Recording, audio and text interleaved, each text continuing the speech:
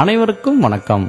சூட்சம ரீதியாக என்னை வழிநடத்திக் கொண்டிருக்கும் சீரடி சாய்பாபா அவர்கள் மக்களை வாட்டி வதைத்துக் கொண்டிருக்கும் பல்வேறு பிரச்சனைகளின் மூலத்தையும் அதற்கு காரணமான கர்ம வினைகளை பற்றியும் உலகுக்கு எடுத்துக்கூறு என்று எனக்கு இட்ட கட்டளையின்படியும் எனது ஞான பெற்றோர்களான காகபுஜண்ட மகரிஷி, பகலாதேவி அவர்களின் ஆசிகளுடனும் நான் செய்த ஞான ஆராய்ச்சியில் எனக்கு வெளிப்பட்ட கருத்துக்கள் சிலவற்றை உங்களுடன் பகிர்ந்து கொள்வதில் பெரும் மகிழ்ச்சி அடைகிறேன்.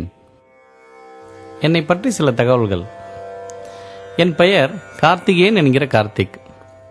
திருச்சிராப்பள்ளியில் ஒரு வசதியான குடும்பத்தில் பிறந்த நான் பட்டய படிப்பு வரை படித்துவிட்டு சுயமாக தொழில் செய்து கொண்டு இருக்கும்போது எனது பூர்வ புண்ணிய பலன்களின் காரணமாக பசுமையின் புராதனமான கேரளாவிற்கு செல்லும் வாய்ப்பு கிடைத்தது. அங்கே நான் ஜோதிடம், பிரசன்னம், மாந்திரீகம், முத்திரைகள் போன்ற பல கலைகளையும் கற்றுக்கொள்ளும் பிராப்தமும் அமைந்தது. அதன் பின்பு தமிழ்நாட்டில் திருஞான சம்பந்தருக்கு ஞானப்பால் ஊட்டிய திருத்தலமான சீர்காழியில் காகபுஜண்ட நாடி ஜோதிடத்தில் எனது நாடி குறிப்புகளை கண்டு எனது கடந்த கால, நிகழ்கால, எதிர்கால நடப்புகளை தெரிந்து கொண்டேன். என்னை பற்றி தெரிந்து கொண்ட பிறகு என்னை சுற்றி என்னை சார்ந்து இருப்பவர்களை பற்றி அறிந்து கொள்ள தியானிக்க முற்பட்டேன்.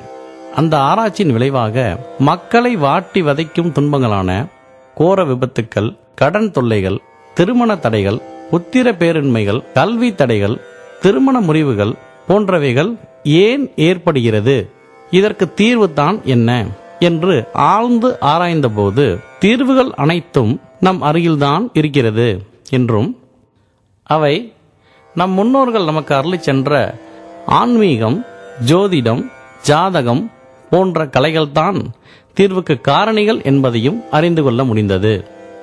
ஆன்மீகம், ஜோதிடம், ஜாதகம் இவைகளை பற்றி சுருக்கமாக அறிந்து கொள்ள முற்படுவோம்.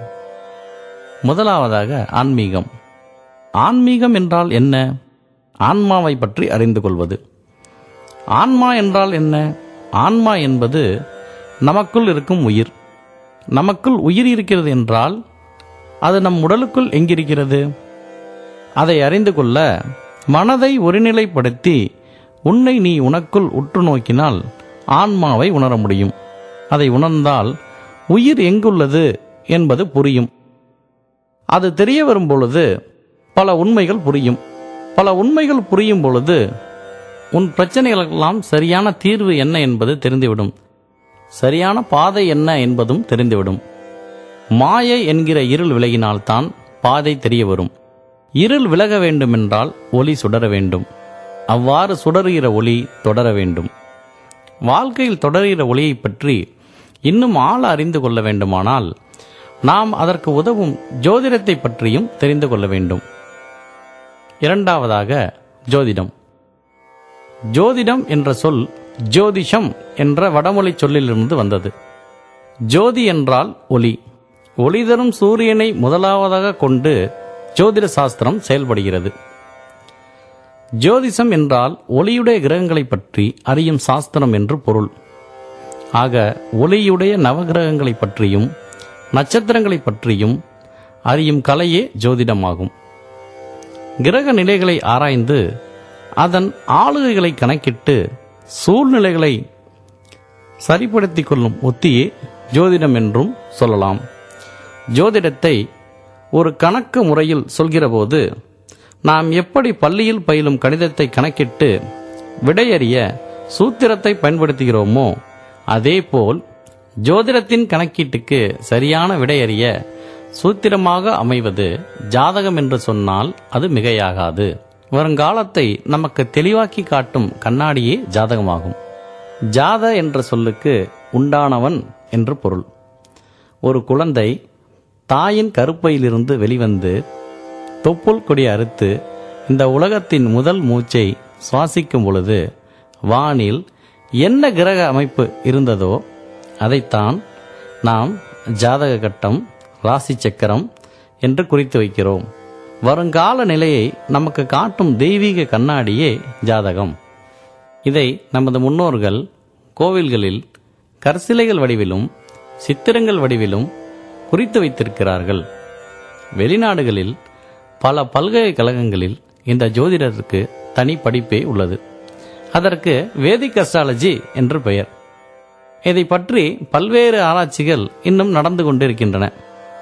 கிரகங்களின் நிலை எந்தெந்த அமைப்பில் உள்ளதோ அதற்குரிய ஆளுகைகள் தான் நம் வாழ்வில் பிரதிபலிக்கின்றன என்பதை சொன்னேன். இப்பொழுது அதற்கு உதாரணமாக சில கிரகங்களை பற்றி பார்ப்போம். கண்ணால் பார்க்க முடிந்த கிரகங்கள் 7, பார்க்க முடியாத கிரகங்கள் 2. இவற்றின் ரகசியங்களை சித்தர்கள் நமக்கு சூட்சமமாக முன்காலத்திலேயே உணர்த்தி சென்றுள்ளனர். நவகிரகங்களுக்கும் நமது வாழ்க்கைக்கும் நெருங்கிய தொடர்பு உள்ளது. இதை அண்டத்தில் உள்ளதுதான் பிண்டத்தில் உள்ளது என்ற பழமொழியின் மூலம் அறியலாம். பிண்டம் என்றால் உடம்பு. சித்தர்கள் நமது உடம்பை நவத்வாரம் உள்ள கூடு என்று குறிப்பிட்டார்கள். நவ என்றால் 9. திதி என்ற ஒன்றே தேதியாக மாறியது. தேதி கிழமையானது. ஞாயிறு, திங்கள், செவ்வாய், புதன், வியாழன், வெள்ளி, சனி ஆகிய ஒவ்வொரு நாளையும் ஒவ்வொரு கிரகங்களே ஆட்சி செய்கின்றன. ஞாயிற்றுக்கிழமை விடுமுறை. விடுமுறை முடிந்ததும் திங்கட்கிழமை பள்ளிக்கோ அலுவலகத்திற்கோ நாம் செல்லும் பொழுது நம்மில் பலர் குழப்பத்துடனே செல்கிறார்கள். இதற்கு காரணம் சந்திரன் மனதை ஆளும் கிரகம். மனக்குழப்பங்கள் பல திங்கட்கிழமையிலே நடக்கின்றன. இந்த சந்திரன் ஒரு நீர் கிரகம். அமாவாசை மற்றும் பௌர்ணமி போன்ற தினங்கள் சந்திரனை வைத்தே அறியப்படுகிறது. இந்த நாளில் கடலில் அலையின் வேகமும் அதிகமாக இருக்கும். மனநோயாளிகளின் மனவேகமும் அதிகமாக இருக்கும். அடுத்ததாக சூரியன். சூரியன் நவநாயகர்களில் முதல்வர். ஆத்மகாரகன். இவர் தந்தைகாரகன். பல கிரகங்களுக்கும் ஒளி கொடுப்பவர். ஒளியில்லை என்றால் உலகமில்லை. சூரிய ஒளி கண்டவுடன் தான் தாமரை மலர்கிறது. சூரியகாந்தியோ சூரியன் செல்லும் பக்கமெல்லாம் திரும்புகிறது. தற்காலத்தில் சூரிய சக்தியிலிருந்து மின்சாரம் தயாரிக்கிறார்கள். இந்த சூரியன் ஜாதகத்தில் நமது உடல் உறுப்புகளான தலை, கண் முதலியவற்றை குறிக்கிறார். ஜாதகத்தில் சூரியன் சரியான நிலையில் இல்லாமல் இருந்தால் தலை சம்பந்தப்பட்ட பிரச்சனைகள், கண் பார்வை குறைபாடு ஆகியவை ஏற்படக்கூடும். அடுத்ததாக சனி கிரகத்தை பற்றி பார்ப்போம்.